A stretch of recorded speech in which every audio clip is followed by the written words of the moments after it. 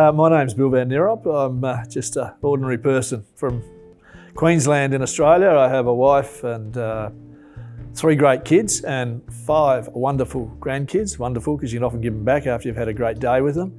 And I'm an IPF patient. When I was first diagnosed, people described it as an IPF sufferer. I don't see it as IPF sufferer. I'm impacted by IPF, but I'm an IPF patient. And I just discovered quite early that there was an inequity around disease in Australia, particularly lung disease, stigma attached. So everything I do and everything I talk about is about perhaps trying to create awareness and understanding of my disease, IPF, and lung disease in general.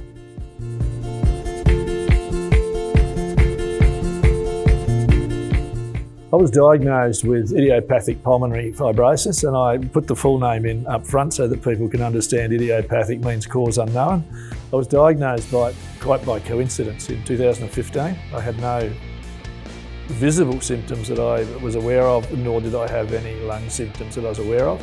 I had noticed swimming was getting a bit tougher, but I put that down to getting a bit older. Bout of pneumonia, very astute radiographer, noticed some shadows on the bottom of each lung and a quite proactive GP, which sadly doesn't happen with a lot of people that go through this diagnosis.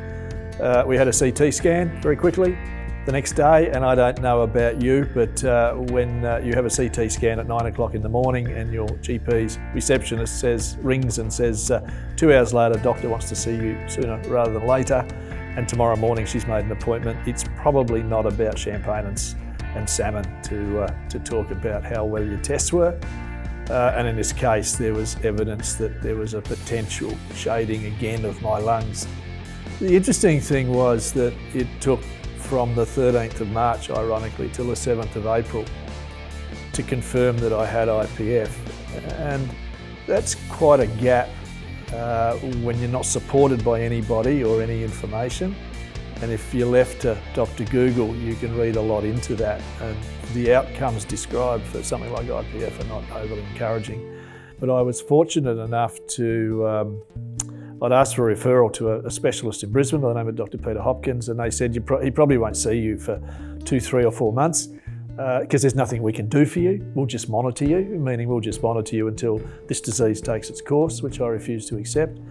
And surprisingly, he made an appointment within, I guess, 6 weeks and called me in, and he said that he was interested because I was relatively early stage. He was working with an organisation called Boehringer, who I'd experienced in another life in animal health, in retail, in agricultural retail.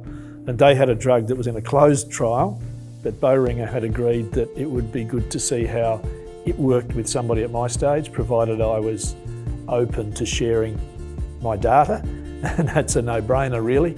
I said, when do I get started? So I was quite fortunate that on compassionate grounds I was able to access via Boehringer nintedanib, as it was then, OFEV now.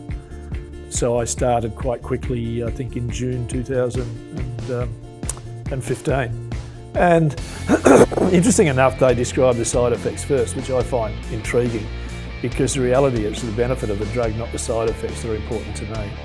And even today, when people talk to me about being prescribed nintedanib and they've been told about side effects, my question to them is, what's important to you?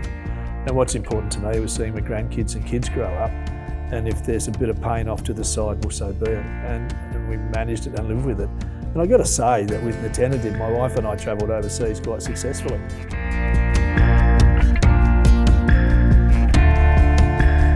And when it was confirmed, I sat across from a physician who didn't answer all the questions I had because they said they couldn't, simply pointed out that I had less than a 20% chance of making 3 years, 50% chance of making 3 years, and less than 20 of making 5, and gave me 3 books. The one just confirmed what they'd said about IPF, the second one I've never read, I can't recall, and the third one was palliative care, which I've also not read because I'm a long way from palliative care.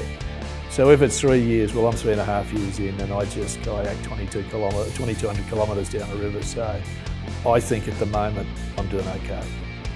After I started to explain it to people, 2 things happened. One, I walked straight into the stigma about, so you're a smoker then, which I thought's interesting. What's cause got to do with it when somebody already has the disease, and a bit of empathy wouldn't go astray.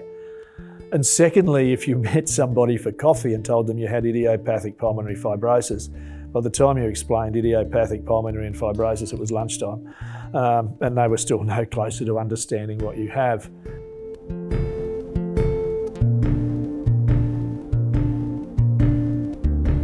Long kayak for lungs is, to put it quite simply, it was a 2,200 kilometre journey from a place called Albury in New South Wales, near the top of the Murray. It's not quite at the start of the Murray, but it's far close enough for me, to a place called Wellington in South Australia, which is just short of the mouth. The mouth's across a very large lake, which they discourage people from kayaking because it's quite dangerous. And this was a no-risk journey by and large. It was done over 42 days, 39 days of paddling. We had some rest days in there that weren't originally planned, but we took them because the body had to have them. It was designed to be challenging enough to attract the attention of the greater community, and there's 20 towns on the way, so it gave us an opportunity to attract attention that way. It was all about continuing this awareness of lung disease in general, my journey with IPF, improving community understanding, and taking the stigma towards lung disease wherever it exists head on. Boehringer came in from the outset as the major sponsor of the Long Kayak, and that just made so much difference in putting this together. Having somebody there from the start. They provided funds to help get it going. They provided input in terms of public relations and planning and support. It was an incredible journey. It's a majestic river. It was just an incredible experience.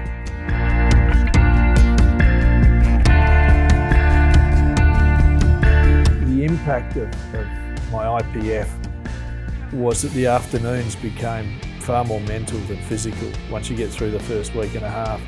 The difficulty is you can't move oxygen around your body, so your muscles scream out for oxygen and they just hurt. And while we'll tell you that the afternoons were the most difficult, and we encountered a lot of wind. When I say wind, I mean 20 to 30k winds into our face. And that means you have to paddle for long periods without rest, without drink, without food. You just have to keep going, and the gusts will make you breathless. But you push through it. I mean, there's no other choice. So we did that, and look, we did 2,200 Ks,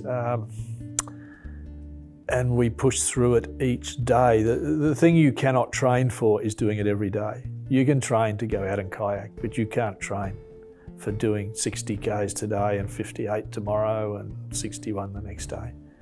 That's just driving yourself and having someone like Wilder tell you not to be a sook and keep going. You encounter an enormous number of people along the way. 3 weeks out, I had a delightful woman named Christy ring me, and Christy's mother had passed away 3 weeks earlier from IPF.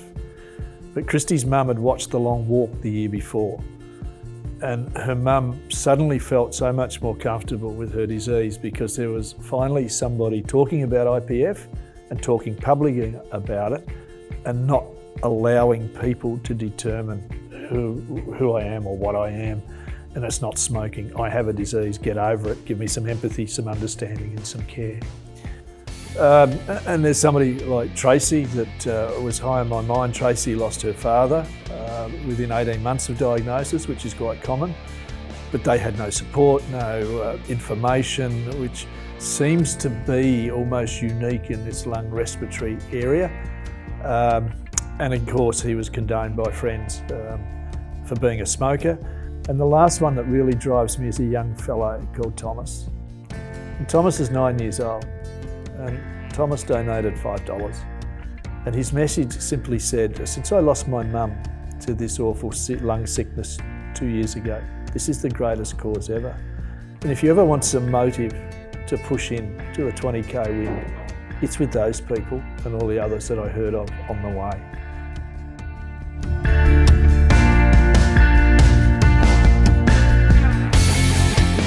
What am I trying to change? There's several things.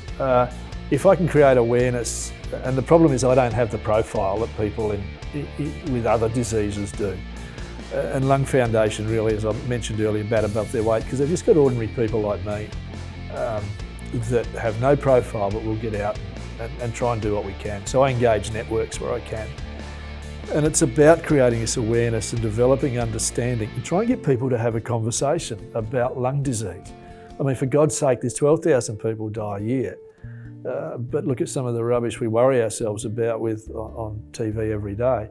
And we can't attract the media. I mean, the morning shows and the evening shows are too busy trying to save the world, or worried about the colour of Meghan Markle's handbag. And yet another 12,000 Australians will die over the next 12 months from lung disease. So I guess I'm just trying to get the conversation, and the more people I can get to, and perhaps leave a lasting impression if that's possible. And I don't know how good I am at that or others, but if we can just get 10% of them to go away and talk about lung disease in a different light, then we'll start to change the world.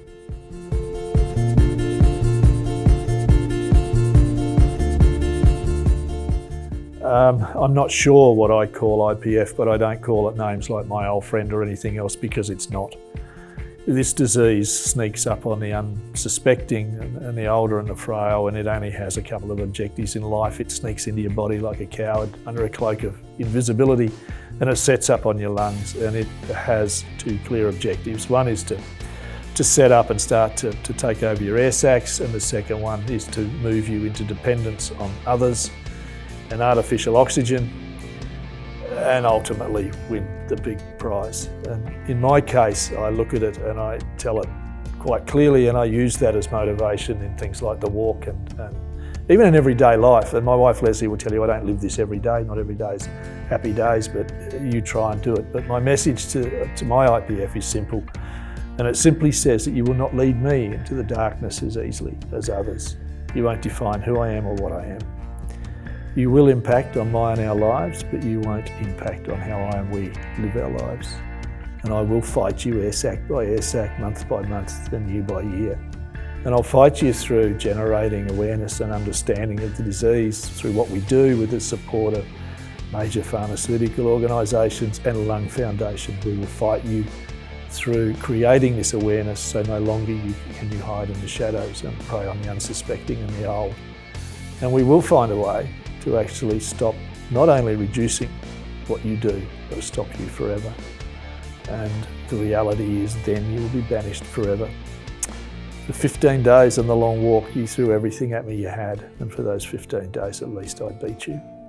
And for 42 days on the long kayak, you excelled yourself and you threw everything at me that you could, plus some. But for those 42 days I took you on and I won more than points decisions. I beat you, and I will beat you again. I try and live through a simple adage. I'm not always successful, but it's simply about not waiting for all the ducks to be lined up or everything to be perfect. It simply says, don't wait for the storm to pass, learn to dance in the rain. I do, because like thousands of other Australians, I know when you can't breathe, nothing else matters.